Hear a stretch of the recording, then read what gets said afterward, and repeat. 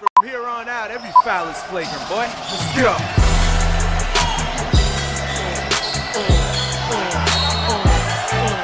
What's up?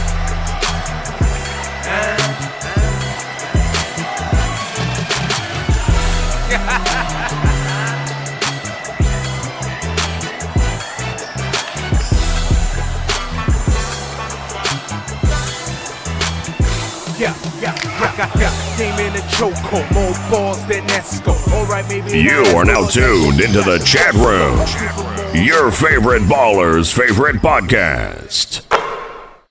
All right, welcome back to the Chatroom Podcast. I am the Senator, and with me today I got Coach Francis. What it do, y'all? What it do? We got Shook. Hey guys. We got Mayor. What's going on? What's going on?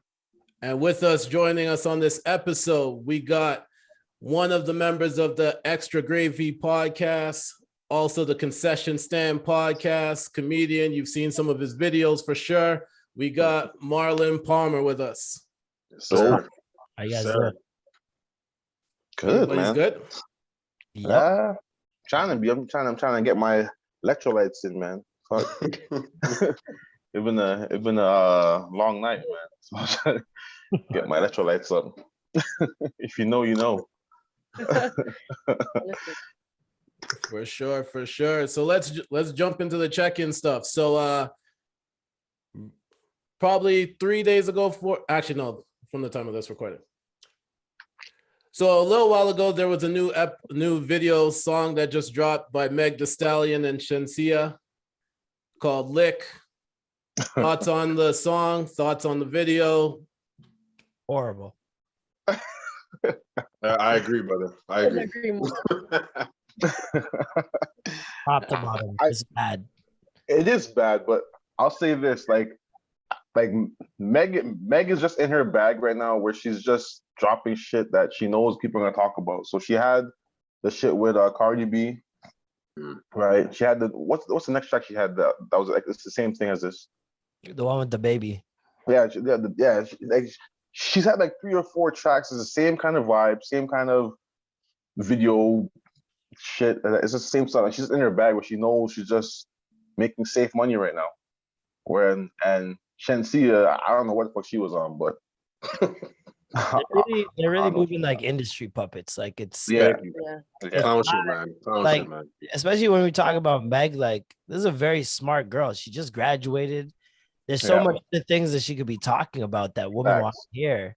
And especially when you're like someone who's always pushing women empowerment, you're always riding that wave. Like you should know that women want someone who's 3-dimensional, and she's just twerking.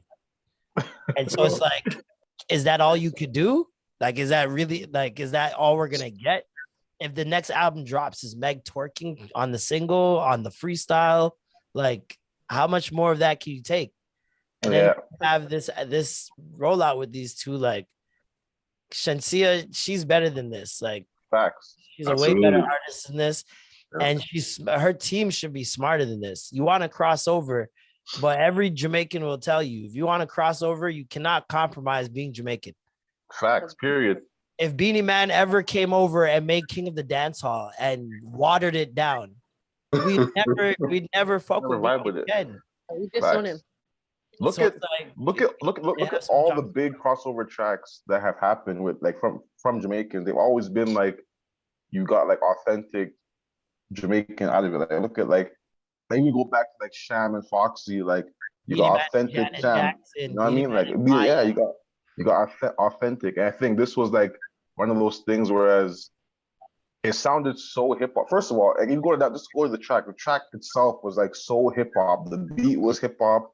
The flow was hip hop, everything was hip hop, and then even the content, what she's talking about, that's like so like hip hop and like millennial stuff. You know what I mean? Like that's something that like Jamaicans get behind, and it was just. My only thing against this is everyone should have expected this was going to happen, because if you listen to her verse on Kanye's album, it's a hip hop verse.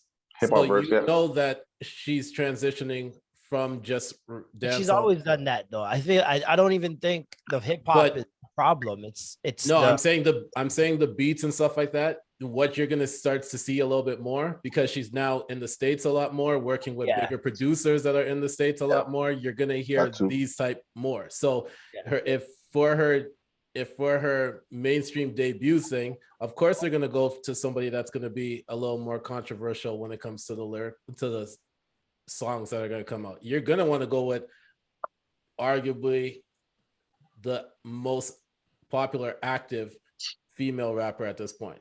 Not saying she is the best rapper. I'm saying the most. She's in the conversation. Most popular active because Cardi's not there.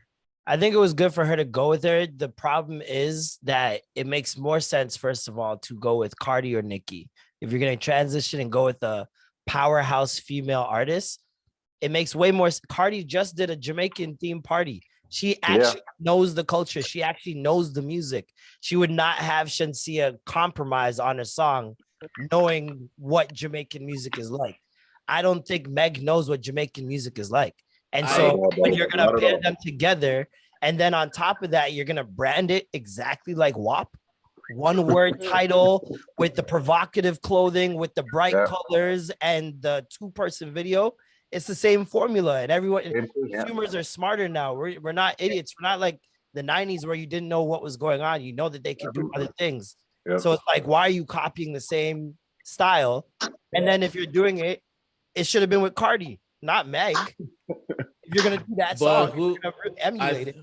I think I completely agree with that, but I also question who would she be able to get quicker to put out the track. Cardi at this point right now is not really active. Like what was the last track we heard from Cardi? Was that her album's dropping this year?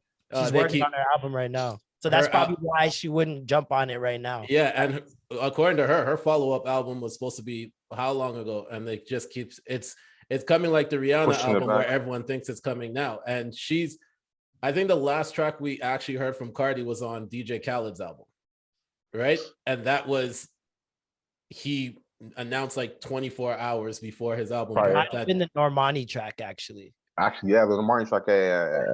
Wild Side, Wild Side, is that what it's called? Wild Side, but I think Wild Side she had it before. I'm saying like the timeline of when it was. Right. Khaled was the last one where it was like 24 hours before his album dropped. He was like, "Oh, I got the Cardi track," like, and that's Khaled. You know, honestly, if you want to make content like that, cool. But like, we don't have BET Uncut anymore, where this shit fits right in. Like, this shit is like. It's just like, yo, there's kids watching. This is what you guys are putting out back to back. Like, come on. I feel like there was a number of issues with it. It's her compromising the patois and the just being Jamaican on the track. That's first of all. We've seen her do hip hop freestyles where she was fully Jamaican the entire time, and she did it just like a rapper. So we know she's capable of doing that. Then you have the hook that is a soca sample. What? That doesn't make any sense. And then on top of that, you have a video that looks rushed. It looks too much like WAP. It's the Meg's verse is not good enough to hold up. It's just a whole thing of problems. And I don't think Meg is as good as I used to think she was, to be honest. I'm beginning to realize that she's way worse than I thought she was. Who? Meg? Yeah, Meg. Because even in this, if you listen to her verse on this, it sounds like a first draft. Like there's parts where she has to drag out the word to fit in the pocket. And it just sounds weird. Like it's a very odd song, man. Yeah, it's rushed altogether to me, I think. I see her looking. I agree with everything that everyone's saying. I'm just trying to look at how she might think it's a win. Because I looked at the numbers. It's a win because everyone's talking about it for sure. From the last like 3 days ago compared to even the last video she dropped, I think it was a month or 3 weeks ago, right? And this video already surpassed that number right there. I think it was last time I checked. It was like it's her and Meg. It was going to be a win regardless, no matter what. Just off of optics, because she's never had that big a crowd. Because Kanye's thing was still a B-side, right? Yeah. Wasn't a single, so she's still never had this big crowd attention all at once. And we'll give her a little blind because we also don't do this when some of our artists are doing this today. Like Sean Paul, Shaggy and Spice, that Godong track. A clear, watered down Jamaican song for tourists and for resort. That song is strictly made for that, and nobody gives them any flack for it. So it's like, are we doing this because she's a newer artist or because she's a woman? Like, we have to give her some sort of oblige just for trying, I guess. But it just fell short. If the track was actually decent, I wouldn't have a problem. I'd probably not have any complaints, but the song's not even good. Let's see what her follow-up track is going to be. And well, yeah, she came out saying, like, yesterday or the day before. Oh, yes, yesterday she came out saying that whether people like it or not, that they'll like the next one. So she's preparing for her album as well. So she better not put those expectations out, because we saw what happened with Roddy Ricch when he said his album was not going to be a skippable track on there. And well, this reads more as insecurity to me, because what artist says that when they just put a single? Don't worry, guys. The next one will get you. What? She doesn't even have faith in the track. We see that a lot, though, because a lot of these artists have to pump out a radio song, right? And they don't necessarily like the song, but all the label heads around the table are like, yeah, this is it. This is the one. What do you do? Yeah. Oh, yeah. Put it out. Especially if you're a newer artist, you're trying to cross over, which is damn near impossible for Jamaicans, much less a Jamaican woman. What's the last Jamaican woman you saw crossover? Lady Saw had one single. No worries. Spice was on Love and Hip Hop. But her music can't cross over. She's on a whole TV show, and her music can't cross over. Like, that's great. That's how difficult it is for Jamaicans. So let's get into. I don't even know how to introduce this one, but we're going to talk about it. So right now, there's Frank Red Hot Sauce, and they say they put that shit on everything. Who thought that also goes in condoms? Because as a report comes out, Drake puts hot sauce in the condom to make sure that the sperm isn't fertile, and some Instagram model tried to insert it in herself, and she felt the burn. So, does that make should Drake get a sponsorship deal from one of these hot sauce companies? 100%, I think so. Definitely. Their sales are going to skyrocket. Let's be real here. I'm talking about Drake, man, but also, like, how did the girl not even know? Isn't it red? Like, she couldn't see. Like, I don't understand the story. It doesn't make any sense. He's rich. We don't know what type of hot sauce. Rich are, you're right. You're right. It might be clear as hell. It might be invisible. Never know. It sounds like hood science. Like, it doesn't even sound real. Like, it sounds like something like one of your OGs would tell you, and you're like, yeah, okay. Like, it doesn't sound like I would love for ASAP Science or one of these YouTube channels to, like, just do an episode on it. Just break it down. Does sriracha kill sperm? Like, what are the stats on that? Oh, shit. How do you even know that it does that, though? And what happens when you put hot sauce in your pom pom? Is it no infection? Yeah, bro. Like, questions that need to be asked, man, because that is crazy. I won't be able to help you guys in that category. Sorry. Imagine you play hot walk around her. You're an asshole. Madness. That's one of the biggest questions that came out of that story once it came out was, and I've seen a lot of guys asking these questions. Do you put your condom in the garbage or do you flush it? Depends on your house still. If I'm in the hood, I'm throwing that in the garbage. Those toilets are strong. I might fuck up the whole apartment. If it's a 3-story, whole building's done. Whole building's done. She lives in the suburbs now. Yeah, you could throw that in the toilet. Saying the pipe's getting bust. Hey, man, gotta think of minorities around you, brother. That is madness. Holy shit, bro. All right, okay, we'll just jump into this right now. We've seen you in commercials, we've seen you in The Handmaid's Tale, we've seen you in YouTube, IG, we've seen you everywhere, bro. But tell us, like, what started for you? Like, take us back to, like, how did it all start for you? Like, where did it start for you? Basically with the VJ search. When I did the VJ search, Music, Much Music in 09, that's basically like, I didn't really think I was going to do anything in acting. Like, I've always wanted to, but I live in a Jamaican household. That was not a possibility. You know what I mean? That I find that a lot of immigrant parents don't believe in the arts as much. And I get it. Like, they come here, they want you to get an actual real job. Something tangible. I mean? Something tangible, right away money. You know what I mean? So I understand it, but I didn't think it was a possibility until I did the VJ search and ended up in second place. And I was like, oh, okay, maybe I am good at this kind of stuff. And yeah, from there I started my YouTube channel and just started plugging away.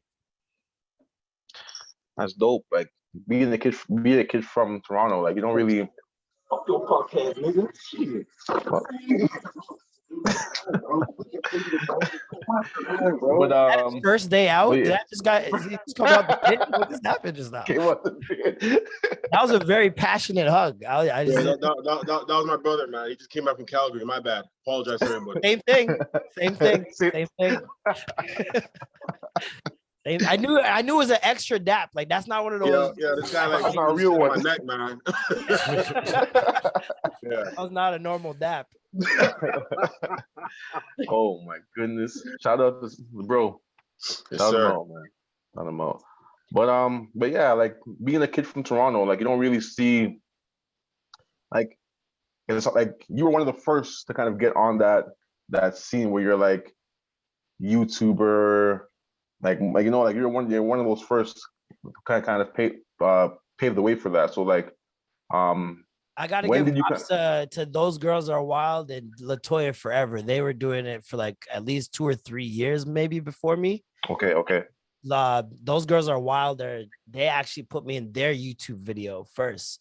So now you probably know her, Shannon Boudram. She's like sex therapist. She does a lot. She's been on that show Too Hot to Handle on Netflix. Yeah. Okay. Yeah, like she done some amazing things since, and her YouTube is booming. But yeah, she was the one that put me in like YouTube videos first, and that's where I like kind of caught the bug, and was like, okay, YouTube's kind of cool. Like, let me try this. It's a thing. Yeah. But they were doing it big in Toronto already. It was Shannon Boudram and the black girl that was on Degrassi. I don't know if you guys remember the black girl on Degrassi. Yeah, I remember. Yeah. Okay, Andrea, her name is. Never watched that shit ever. Yeah, right. I thought I was telling somebody this the other day. I'm like, that's not a Toronto show. Like, nah, I've never watched that shit ever. Yeah, nah. Shit.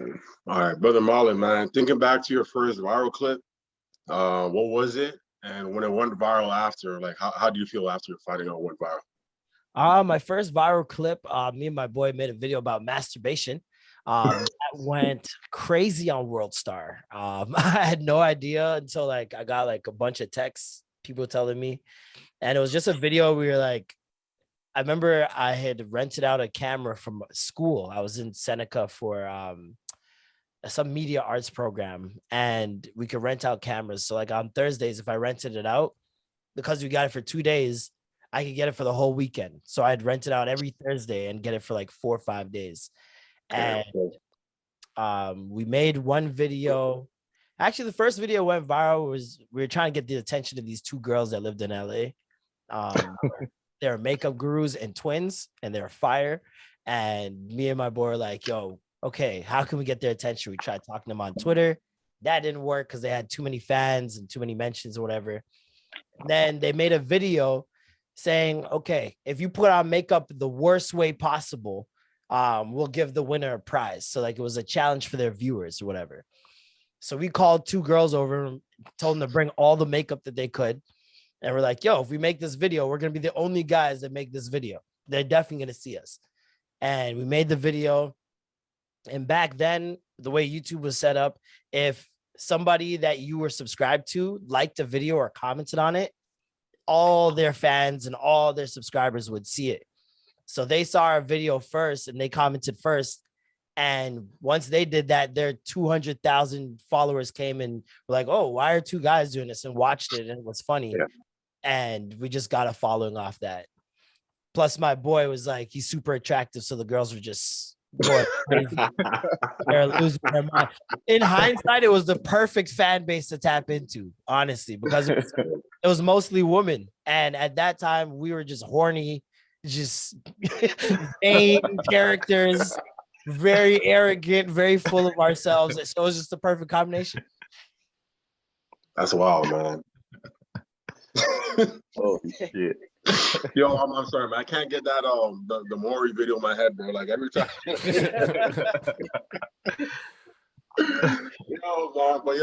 Brother, you being an ex-hooper, because I know I've been looking at your background and all that. Yeah. What was your favorite team growing up? What was your favorite player? And who's your current favorite player right now?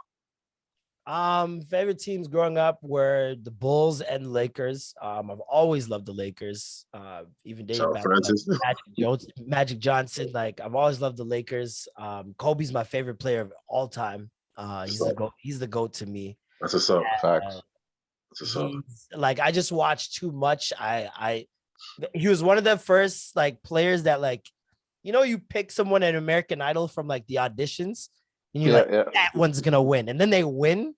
Like, that's what it felt like picking Kobe, because like I remember seeing the whole Brandy thing with him going to prom. And then he had the dunk off like the next night or something like that. It was something crazy like that, and I'm just like, yo, this guy's living the greatest life I've ever seen in my life. Like, Brandy at that point was Beyonce, if anything. And she had her own show, like she had the hits. It was like this guy was living a dream. He's 18 years old, coming straight out of high school, doing all this stuff. And so I was like, yeah, that's gonna be my guy. And he just got better and better. I got to watch the journey. I read this guy's biography like 3 times. Like, I was just obsessed with him. He's probably my favorite player ever. And right now, my team's the Raptors. I'm a big Raptors fan, man. Hometown. Yeah, man. I feel like they just got so much heart. Huh? What's the score for that today? Yo, shut up, bro. Oh, is this a Raptors hater? Dealer right now, bro. You're a Raptors hater? For sure, he is. Look at his jersey, man. Look at his jersey. No, He's a dealer right now, bro. Who's number 22 on Miami? Bro, Jimmy Butler, man. he balling out. That's your pick? He balling out, yo. I'll put my money on that. What happened to him when Kawhi shot that shot, though? Got him. What happened? He thought he had it with that little layup. He thought he had it. Oh, sir. Oh my goodness. With the Chinaman pose, you know, after he hit the 3, coming Kawhi. Jimmy Butler looks like Bart Simpson after a train wreck. Oh my! My goodness! Listen, Miami has an extra dark place in my heart because they took Kyle Lowry from us. Took Kyle, they did. It's just because it's Miami. I'll diss. I love Jimmy Butler. He's a great player. I got a diss. I'm sorry. It's all good. It's all good, brother. It's all good. Man said Bart Simpson. Holy fuck, bro. Shook, you're up. So Mr. That Dude McFly, being in the entertainment industry, how would you define your success, and how should others who are entering this industry define success? Before we do that, Shook was never a good baller. All right, yo, so success. Don't lie. Oh my goodness. Shots. Oh my goodness. I knew you were gonna say something. I knew it. I felt it. Nah, Shook is 6 though. I was shocked. I came to watch one of her games. I was shocked. I couldn't believe it. It's tiny little girl. Anyway, how do I define success? I don't know, to be honest. I keep struggling with that. I keep wondering, what do I, before I wanted to be famous. Now I'm like, well, no way. And like now I want like a middle tier level of fame. Like I want to be like Amine. Like people know I make songs, but like they just don't know. They just don't bug me. You know what I mean? Like I stay out the mix. I have no problems with anyone. Like Schoolboy Q or one of those guys. They just stay out the way. They make their money. They make their songs. They tour, but they stay out the way. And that's what I think would be success for me now. Is if I could gain a little bit more notoriety in what I'm doing, but also maintain it at a level that I can go to the mall and I can do human things. Because I feel like that's the worst part about being famous is like you can't do human things anymore. Yeah. And it's like it's once you beat the game, life is boring. Like you know what I mean? Like you gotta have some struggle, or what's the point? I think that's fair. And the last question is, what advice would you give someone who's interested in entering the entertainment industry or trying to make money off social media? Don't. No, I'm joking. More money for me. No. Just do what you are good at and what you enjoy doing. Like, even if you're not good at it, fuck it. If you enjoy doing it, you'll get better. So just do what you enjoy doing. Because I think what I've managed to do, thankfully, is like monetize things I would have done anyways. Like I could play video games on Twitch and make money. I would have played video games anyways. I do the podcasts. I do stand-up comedy. I do the acting stuff. I would have been a class clown or a guy at a cubicle busting jokes anyways. Like regardless, I would have been doing this anywhere. So it's if you know you have something that you would do regardless of getting paid or not, then I think then you're good. No matter if you get 1 million followers or not, you just got to enjoy doing what you're doing. That's fair.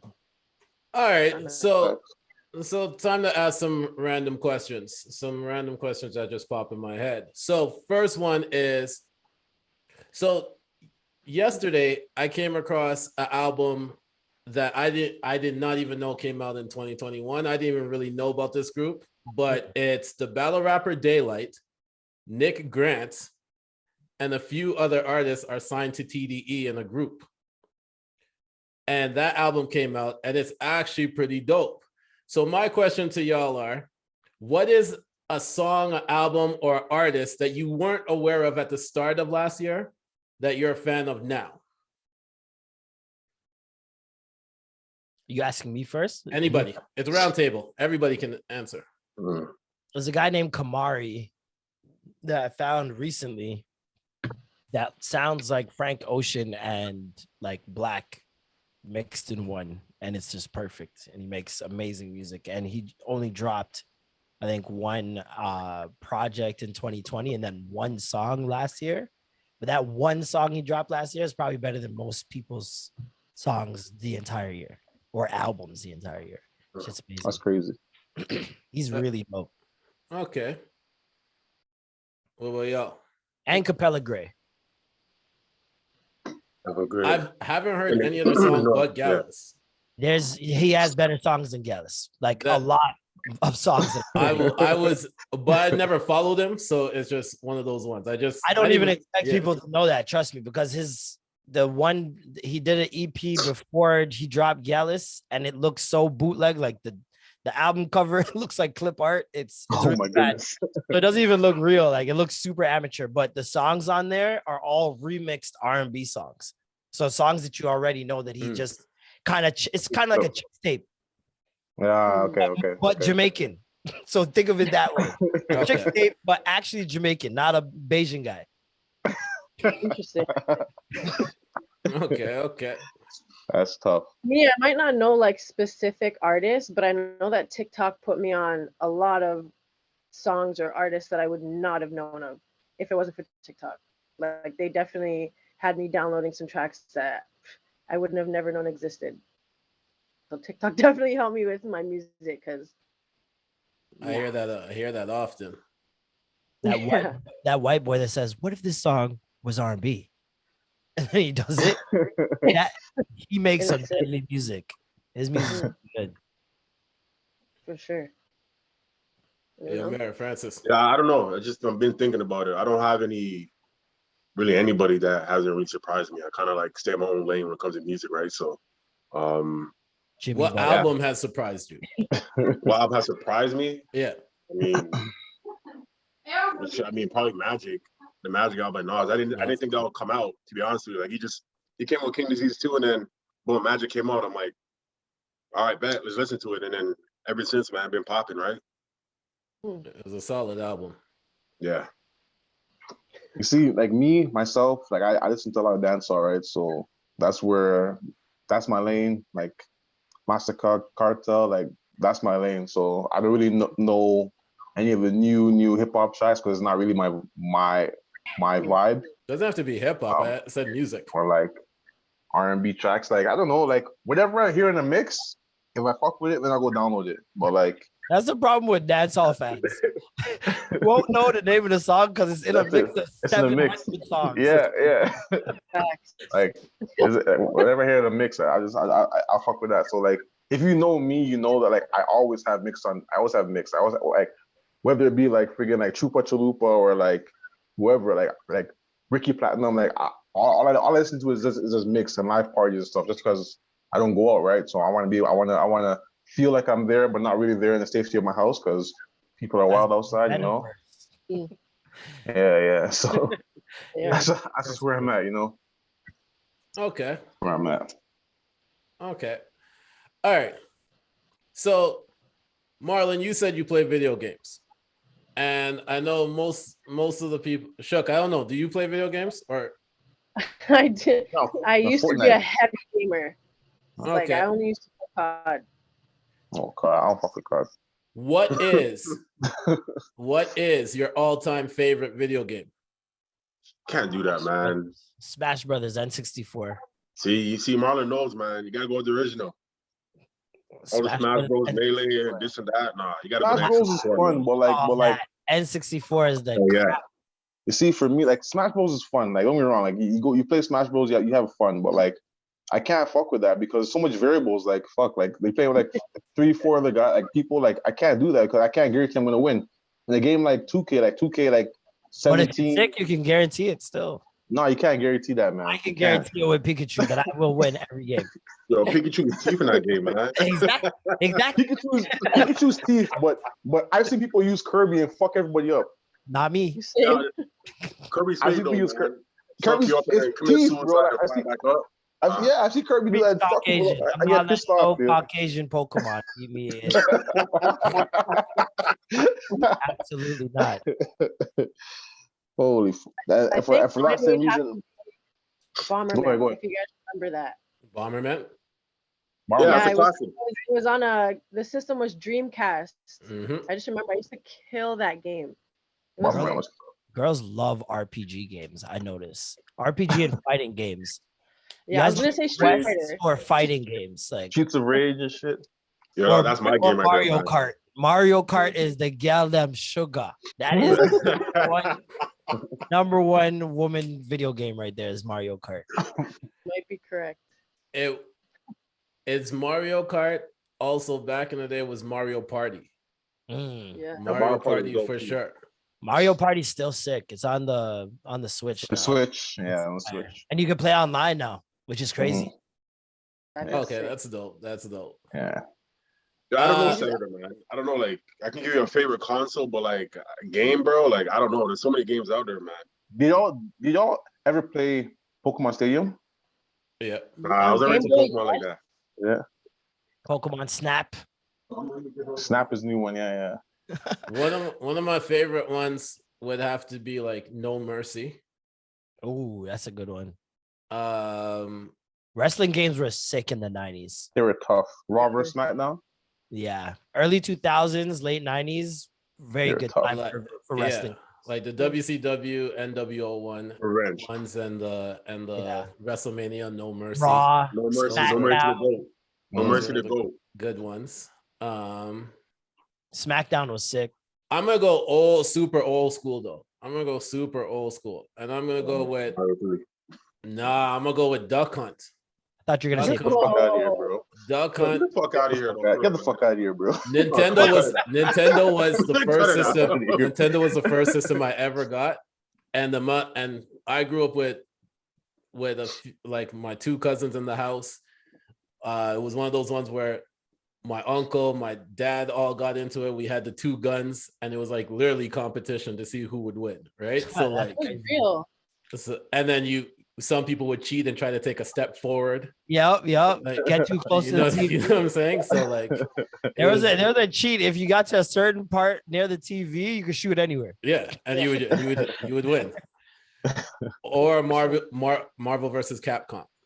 If you think about that That was a dope game technology too. That was a dope in game. that at that time for that type of video game, for that technology to work is crazy. Crazy, yeah. For those that don't Tekken was even my game, too. remember, Sega really switched it up too when they had the Sega Channel. And a lot of people don't even know what the Sega Channel was, but it was an exclusive channel on Shaw. And you would plug it into your Sega Genesis, and they would have like 30 games on the TV. Every game, yeah. And each month it would update.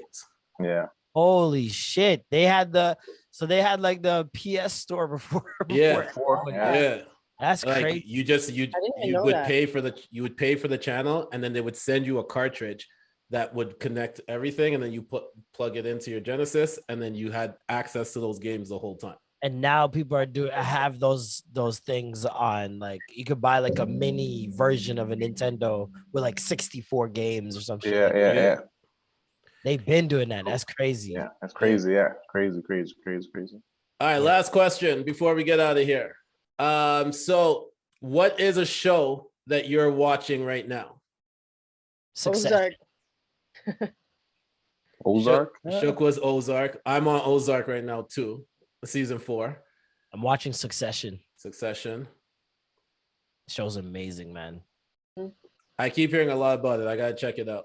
Abbott Elementary is really good too. That one surprised me, but it's funny. Yeah, no, they got the perfect people in there. Like Yeah. Quinta, friggin' Zach Fox is in there. You got the Everybody Hates Chris guy. Mhm. Oh, just bomb. There's a lot of people No, in it. it's a good show. Only like 4 or 5 episodes when this comes out, so go catch up on it. It looks like it's gonna be like the black version of The Office. Yeah. That's sick. Is it on Netflix? It's on TV. It's like this is the first season, like it's just started. Just started? Okay. Yeah. Coach.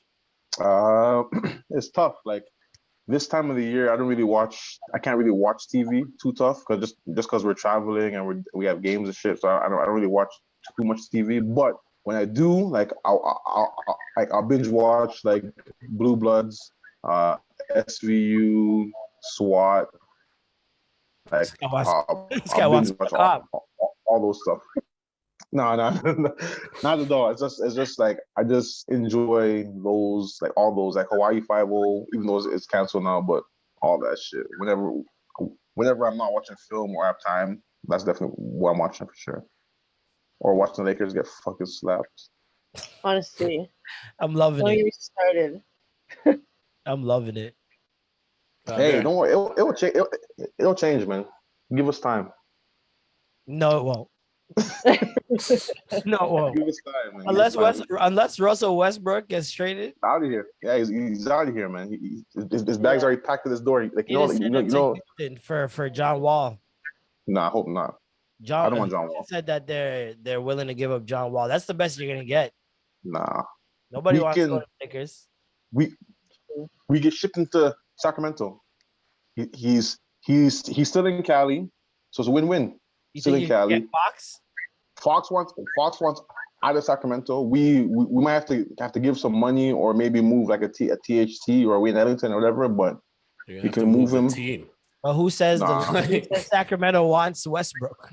Who cares, man? Who wants Westbrook? Who wants that guy? Who cares? But honestly, like if you look at, like, we're off topic, but like if you look at it, if Sacramento made, like, when's the last time Sacramento was relevant and made playoffs? They haven't been since Bibby. Like And 20 Westbrook years, right? is not going to help that. So Westbrook's not going to help that. Honestly, you can't say that because he brought whatless OKC team to playoffs. He brought like when Beal missed like 30 games, he brought Washington to playoffs. So like, but he had vets. he Sacramento, did. Sacramento He did. don't have no vets. They got Not Harrison OKC. Barnes. What best he had? OKC. He had Steven cats. Adams. Okay, big guy. That's a big factor. No, it's not, man. It's not, man. What? No, man. What? He's the strongest person in the NBA. Why was that not Sacramento a big has factor? Tristan. We're good.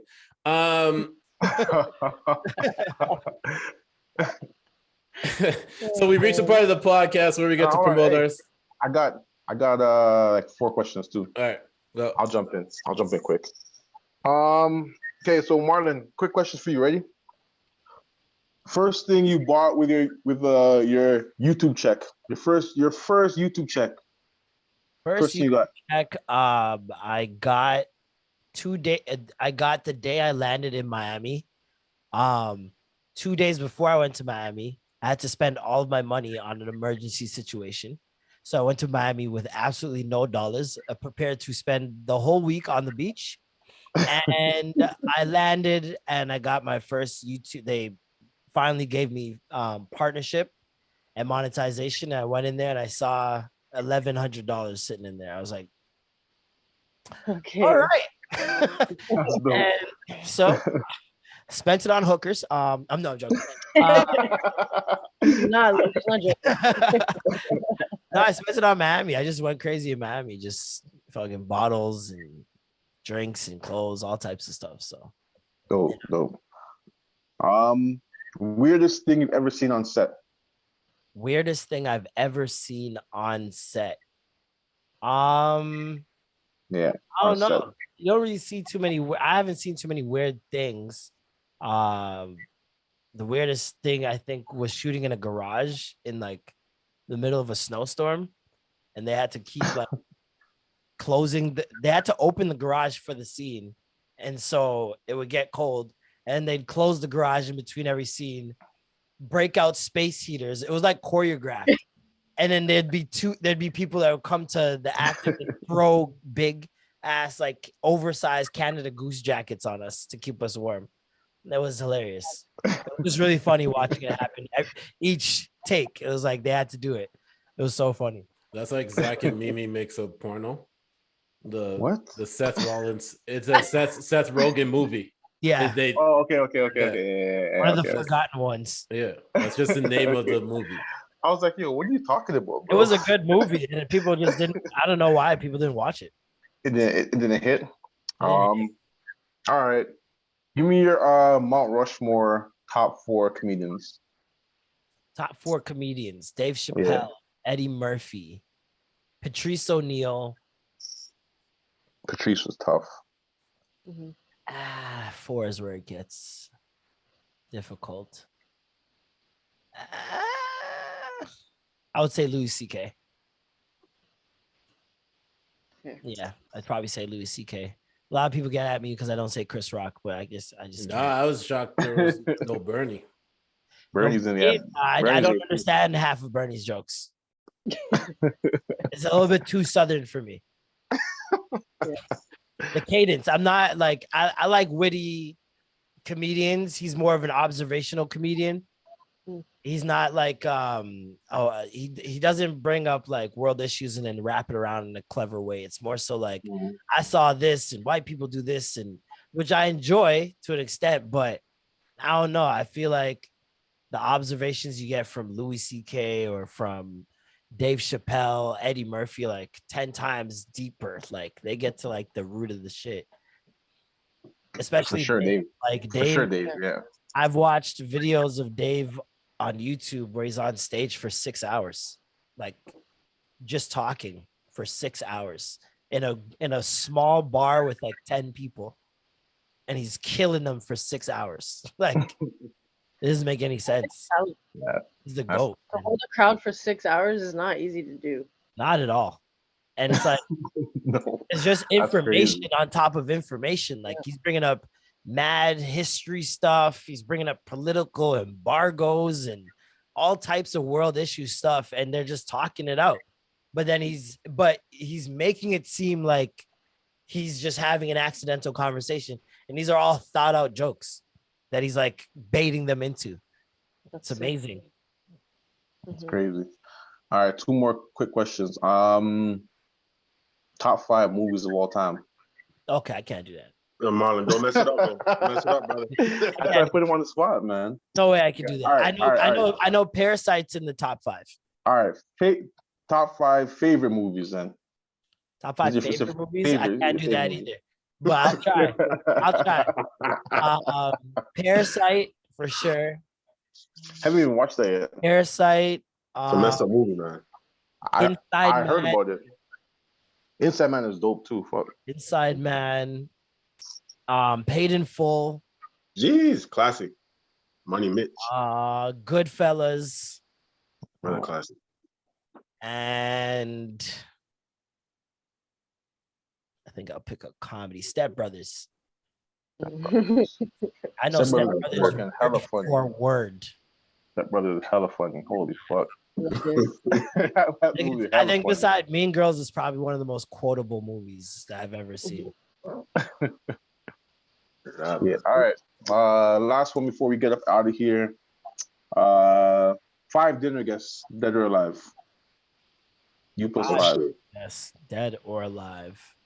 Dave Chappelle, Will Smith.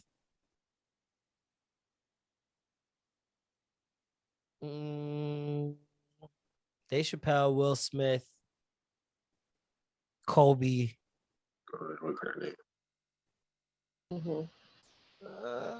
Patrice O'Neal. Beer jokes that yeah. Beer jokes. and Neil deGrasse Tyson. Okay. Need an intellect in there with all the fuckery.